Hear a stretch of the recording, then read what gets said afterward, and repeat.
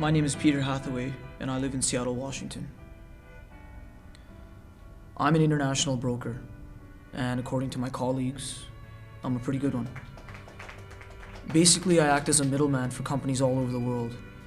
I get them whatever goods or products they might need at the best possible price. On May 18th, 2006, I received an email with a business proposal. It was from a gentleman in Nigeria who's looking for 52 tons of structural steel.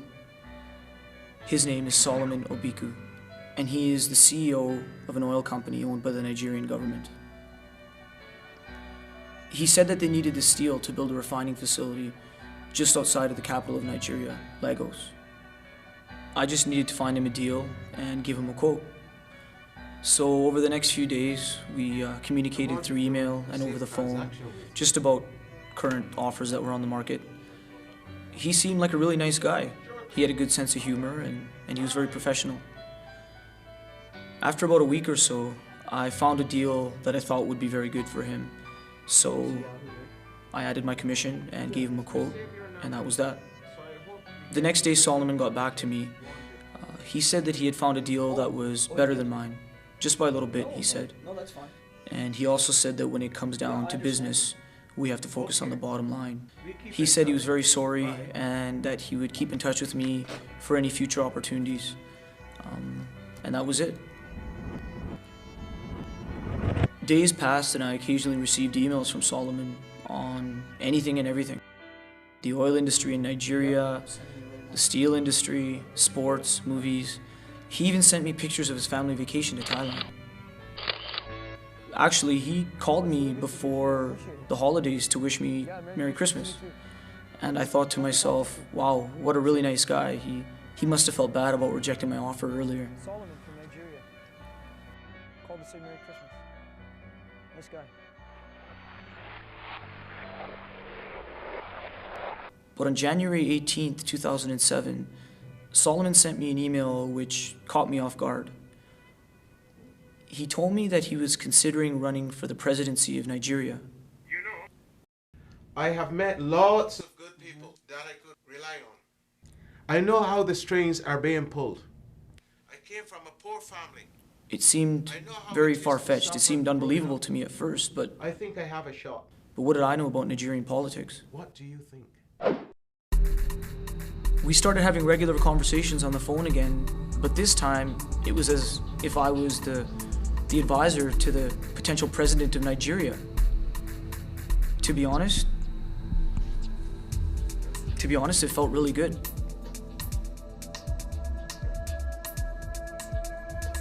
Solomon also told me something else. He said that over the years on business trips, he had generated some commissions off of the oil company and put them into personal accounts. He said there was a securities bank in Amsterdam that was holding his money, and that the total amount was $2.4 million. He admitted that this money was put into a personal account, but he felt he needed to do this so that he could fund his presidential campaign. He said that he needed to show strong foreign support, and that way, the citizens of Nigeria for the first time would believe in true democracy. He said that his only problem was that he couldn't get out of the country except on business trips, which were happening very seldomly. And he was positive that he wouldn't be able to get to Amsterdam before the elections. So he offered me a business proposal. He said that he would give me a ticket to Amsterdam and a letter authorizing me to conduct banking on his behalf. And he said that he would give me 30% of the total funds for doing this. $720,000. All I needed to do was go to Amsterdam, pick up the money, put it into a joint bank account in both his and my name, and that was it. He could easily fund his presidential campaign. I thought to myself, this is too easy. How could I just get $720,000 just like that? And how could he trust me? How did he know when I had the money I wouldn't just ditch him? I laughed about the whole thing. I was thinking it was a joke. But then I thought to myself, even if it is a joke, who cares? What do I have to lose? It's a free trip to Amsterdam. But being that this was a serious matter, I figured I should do some research of my own. So I looked up Solomon's Oil Company on the internet, and sure enough, I found a website with Solomon's name on it. I just wanted to make sure he wasn't a crook or anything like that. And I also looked up the security bank in Amsterdam, First Securities Limited. They had a very professional and very legit looking website. So after a little bit of thought, I decided I would do it. My wife was very skeptical about it, but at this point, all I was doing was going to Amsterdam for free. A free vacation never hurt anybody, right? So Solomon sent me and the security company a signed letter empowering me to withdraw money on his behalf on March the 2nd. He also gave me the contact name of the agent who would help me with the transaction and setting up the bank account and anything else that I might need while in Amsterdam. His name was David van der Sar, a 35-year-old employee of First Securities Limited. Solomon suggested that we give David $15,000 for his help, so I agreed.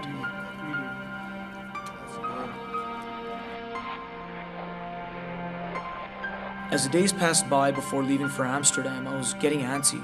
I still couldn't believe that I was going to get $720,000 that easy. And if I did, what would happen? Who would I be with? Who would be watching me? What kind of security did they have there? Was my life at risk? So I called David in Amsterdam. He seemed like a really nice guy. He reassured me that all I needed to do was come to Amsterdam with the signed release and I could have the money. The whole time I was still thinking, what had I done to be so lucky? But I guess I just thought if I could see the cash in front of me, I might be a little bit more reassured. Yes, but we should get this deal done as soon as possible. Solomon called me almost every day, making sure that the project was going as planned. And just as he promised, I received the tickets to Amsterdam. So the big day came and I finally left the US. And when I arrived, just as we had planned, David picked me up at the airport, took me to the hotel, and picked me up from the hotel the next morning. We arrived at First Securities Limited and the manager wanted to meet me personally so that he could see the signed release. I showed it to him and he said, "Sir, you may have your funds." And then they brought 2 briefcases into the room.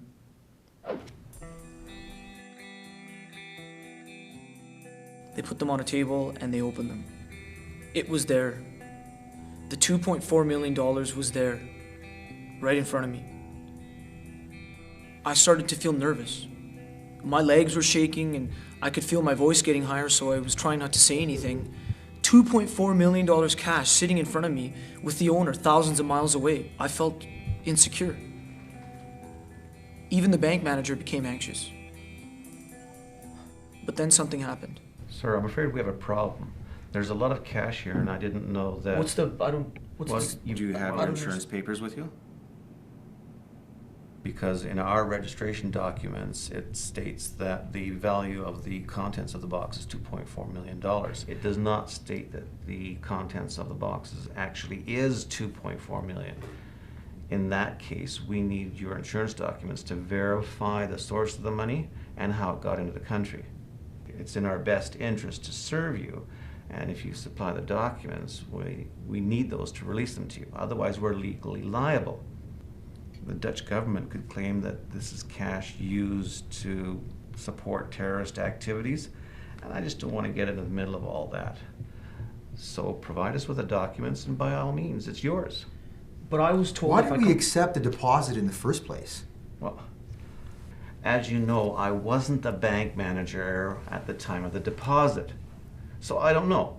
Anyway, the rules have been changed over the last year, and I want to make sure I do everything legally right. So if you don't mind... Sir, I think the rules should apply to the time of the deposit as stipulated in the contract back then. It doesn't make sense to do this to our client. I mean, the money is here, it's ready to go. What's the big deal? He just takes his money and leaves. It's that simple. Look, David, I don't think you're in the position to negotiate Roland. a deal. Do the job that you're assigned to do. I'm in charge of this, and I would appreciate a little bit of cooperation. But it's not fair. Well, I'll tell you what's not fair. If you show any more insubordination... David jumped out of his seat. feeling that he would also lose his share, and they got into a big argument right in front of me. David was threatened with losing his job, so he finally calmed down. And I asked the manager if I did give him the right papers, if I would be allowed to have the funds, and he reassured me that by all means, if I came back with the right documentation, the money would be mine. I even swapped one of the $100 bills out of the case with my own to take back with me to the US. I wanted to make sure that the money was real. Sure enough, it was legit. And that was it. From that point forth, the money was on my mind every minute of every day. I called Solomon, and he was very upset that First Securities Limited wouldn't release his money. But he called me back in a few days, and he said that the Central Bank of Nigeria would release the official papers. But because it was risky, we would have to bribe the bank manager. We would have to give him $30,000. Half of that bribe would have to come from my pocket, but Solomon assured me that I would get it back on top of my original amount of $720,000. So I sent Solomon $15,000 to get the ball rolling. The troubles didn't stop there. I have good news, but also bad news. Actually, more bad. Why, what's the problem? I got the papers that we need. Okay, so... I found out that in order to release this kind of documents, any bank in Lagos has to have the signature of the Minister of Finance. They are the biggest fish in this whole thing. Okay, so now what? The Minister wants, you know, a share from this. What share? How much? He asked me for 5%. 5%, Solomon. $120,000. I don't have that kind of money.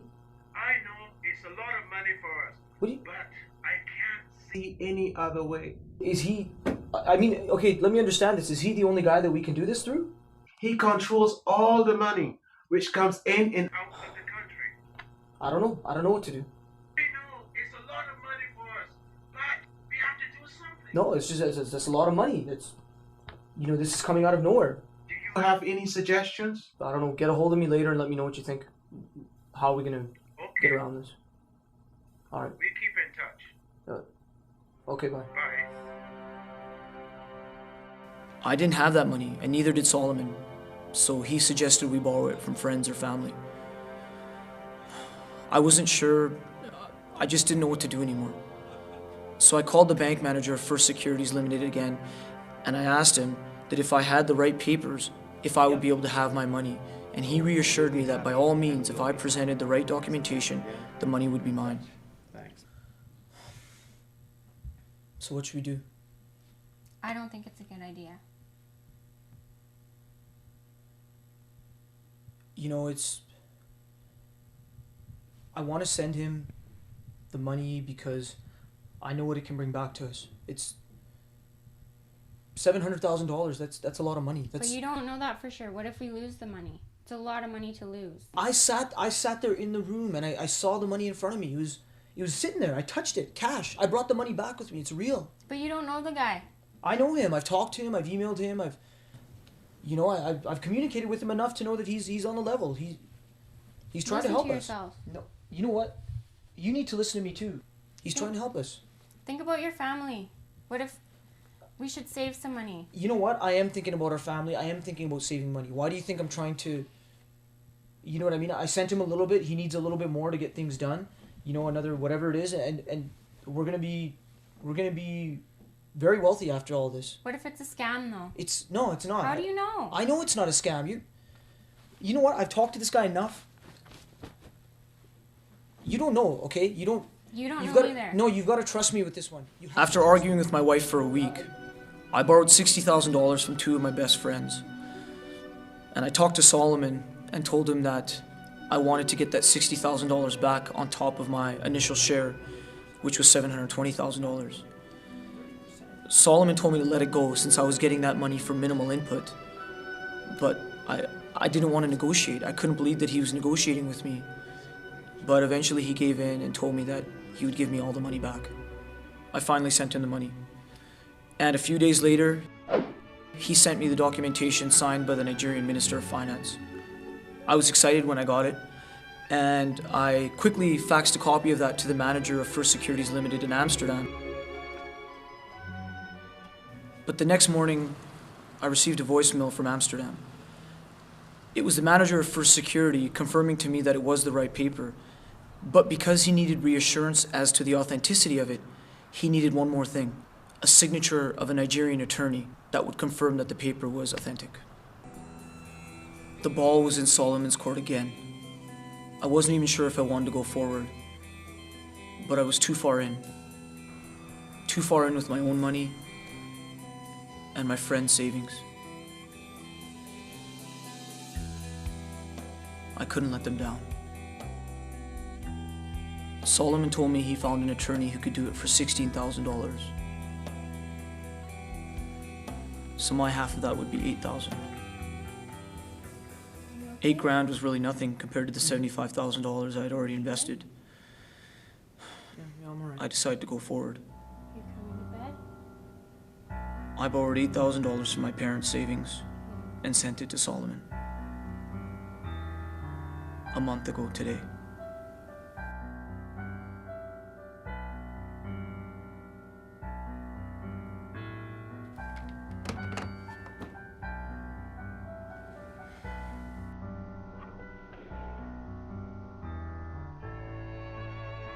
It's been the worst month of my life ever. I can't eat, I can't sleep, Solomon doesn't return any of my phone calls, and I never received anything in the mail from a Nigerian attorney. That's why yesterday, I bought a plane ticket to Lagos. I'm gonna get my money back, one way or another.